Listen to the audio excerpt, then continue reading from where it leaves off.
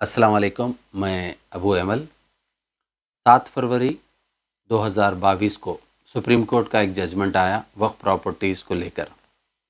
درگاہ حضرت حسین شاہ ولی رحمۃ اللہ علیہ کے مقدمے میں وقف بورڈ کو ہوئی شکست۔ 1654 ایکڑز 1654 ایکڑز 30 گھنٹاز وقف لینڈ، جو حیدرآباد، سکندرآباد، تلنگانہ کی سب سے قیمتی زمین، سب سے قیمتی مہنگی زمین جو وقف لینڈ تھی، جس کو سپریم کورٹ نے وقف بورڈ کو شکست دی، اور کامیاب کون ہوا؟ حکومت، ٹی آر ایس گورنمنٹ۔ کچھ تفصیلات کے ساتھ میں آپ کے روبرو آیا ہوں اس وقف پراپرٹی کے لیے۔ جو اخبارات 8 فروری کو شائع ہوئے تھے اس میں لکھا ہے کہ درگاہ حضرت حسین شاہ ولی رحمۃ اللہ علیہ کی 1654 ایکڑ اراضی مقدمے میں وقف بورڈ کو ہوئی ناکامی۔ دوسرا اخبار لکھتا ہے کہ درگاہ حضرت حسین شاہ ولی کے مقدمے میں وقف بورڈ کو ہوئی شکست، اور انگریزی اخبارات میں بھی اسی طرح کی رپورٹنگ ہوئی۔ کچھ تفصیلات میں آپ کو بتانا چاہ رہا ہوں۔ 4 اپریل 2012 کا یہ نیوز پیپر ہے، جب ہائی کورٹ میں اس کیس کی کامیابی ہوئی تھی، اس وقف لینڈ کی۔ اس کی ہیڈ لائنز یہ لگی تھی کہ لینکو ہلز کی اراضی موقوفہ، ہائی کورٹ کا تاریخی فیصلہ، مقدمے میں وقف بورڈ کی تاریخ ساز کامیابی، مسلمانوں میں مسرت کی لہر۔ یہ اخبار 10 سال پرانا ہے، 4 اپریل 2012 کا، میرے پاس محفوظ ہے۔ تو آپ سمجھیے کہ وقف ٹریبونل میں اور ہائی کورٹ میں وہ جو کیس کی کامیابی ہوئی، مسلمانوں کے اور وقف بورڈ کے حق میں فیصلہ آیا، اور جا کے وہ سپریم کورٹ میں وقف بورڈ کے خلاف آیا۔ تو میں آپ کو یہ بتا دوں کہ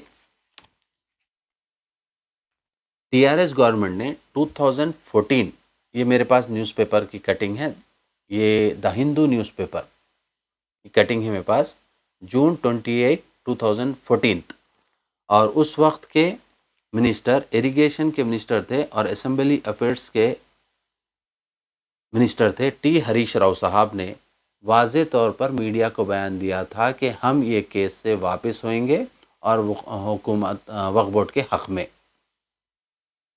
یہ دیکھیے 8 سال پرانا نیوز پیپر ہے، جبکہ ٹی آر ایس گورنمنٹ نے مسلمانوں کی تائید حاصل کرنے کے لیے واضح طور پر کہا تھا کہ ہم اس کیس سے واپس ہوئیں گے اور مسلمانوں کو وقف بورڈ کو یہ زمین واپس دے دیں گے۔ اس اخبار کی کٹنگ ہے میرے پاس، اور اردو اخبار کی بھی ہے۔ حکومت کی درخواست سے دستبردار ہوئیں گی ٹی آر ایس گورنمنٹ۔ لینکوہلز وقف بورڈ مقدمہ، اوقافی اراضی کی تحفظ کے بجائے ملکیت کے لیے سابق حکومت آندھرا پردیش کا دعویٰ بدبختانہ، ٹی ہریش راؤ نے یہ کہا تھا۔ کب؟ 28 جون 2014 کو۔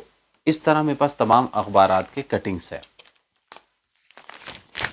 جی، یہ نیوز پیپر کی کٹنگ ہے 2012، 4 اپریل کا۔ اس میں بھی یہی واضح طور پر لکھا ہوا ہے کہ ٹی آر ایس گورنمنٹ یہ وقف بورڈ کی لینڈ سے دستبردار ہو جائے گی وقف بورڈ کے حق میں، اور ایسا ہوا نہیں۔ فیصلہ کیا آیا آپ جانتے ہیں۔ کئی لوگ بتا رہے ہیں کہ 75,000 کروڑ 75,000 کروڑ کا مسلمانوں کا نقصان ہوا۔ کوئی کہہ رہے ہیں کہ 1,00,000 کروڑ روپے کا نقصان ہوا۔ یہ لاقیمت پراپرٹی تھی جو اب مسلمانوں کے پاس سے چلے گئی، اور جو ججمنٹ میں وہ بات واضح آئی کہ اس طرح کی اوقافی زمین کو جو مذہبی امور کے لیے استعمال کی جاتی ہے، حکومت لے سکتی ہے۔ تو خطرے کی گھنٹی یہیں تک نہیں رکی، دوسری اوقافی جائیدادوں پر بھی اب خطرے کے بادل منڈلا رہے ہیں۔ تو بہت بڑا نقصان ہونے والا ہے۔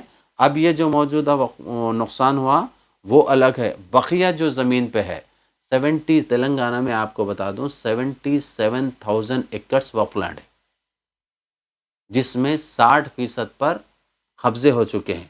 اب بقیہ جو زمین بچی ہے اس پر بھی خطرہ ہے، اور جو 60% جو زمین ہے قبضے پہ جو قابض ہے، اس کو بھی حاصل کرنا مشکل ہوتا جا رہا ہے۔ इस जजमेंट से ये साबित हुआ है। बेशुमार मेरे पास सबूत है। मैं जब कभी भी वक्फ प्रॉपर्टीज़ के हो या कोई भी ऐसे छोटे बड़े अहम वाक़यात के तमाम अखबारात को अपने पास महफूज रखता हूँ पिछले 16 साल से, इस नीयत के साथ कि कभी ना कभी मिल्लत के भलाई और मुसलमानों के फ़ायदे के लिए काम आ सकेंगे। इसीलिए मैं जब कभी भी रिपोर्टिंग करता हूँ तो कोई ना कोई उस वक्त उस तारीख़ का अखबार में रखता हूँ।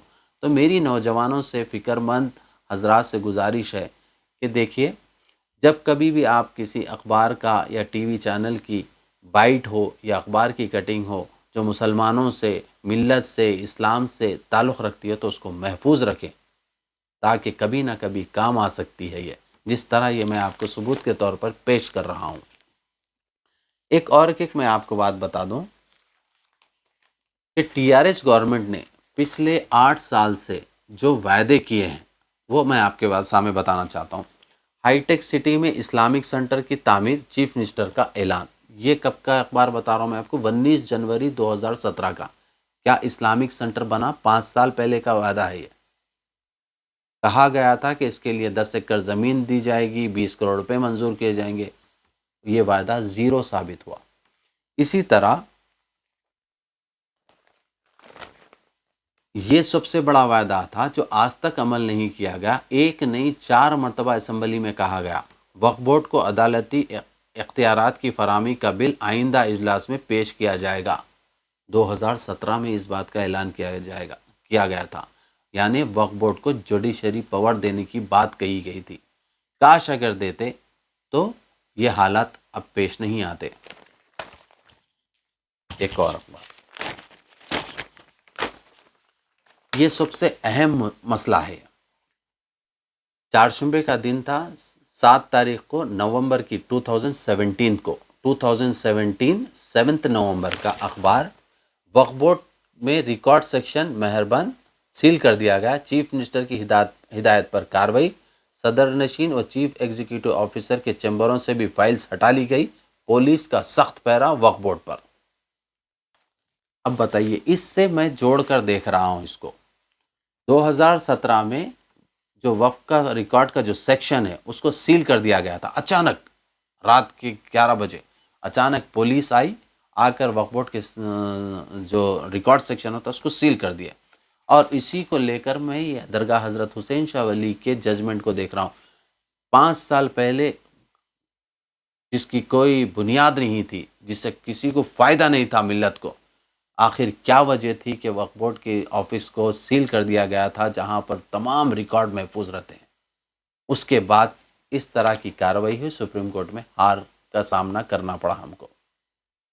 तो इसको कहीं ना कहीं इसका सीक्वेंस मिलता है, वहां पर का रिकॉर्ड सेक्शन को बंद करना और यहाँ पर इस तरह का जजमेंट आना। और कुछ तो गड़बड़ है। जो 5 साल पहले मनसूबाबंद तरीके से सोचा समझा प्लान था, जो वक्फ बोर्ड के रिकॉर्ड सेक्शन को बंद कर दिया गया। और एक नहीं बेशुमार मर्तबा सीएम केसीआर साहब ने वक्फ बोर्ड को जुडिशियल पावर देने का वायदा किया था। आखिर क्या रुकावट थी? 2 इलेक्शन से आप हम मुसलमानों को ये बात करते हुए गुमराह कर रहे हैं कि वक्फ बोर्ड को जुडिशियल पावर दें। क्या रुकावट है आपको? आखिर इसमें क्यों नहीं करते?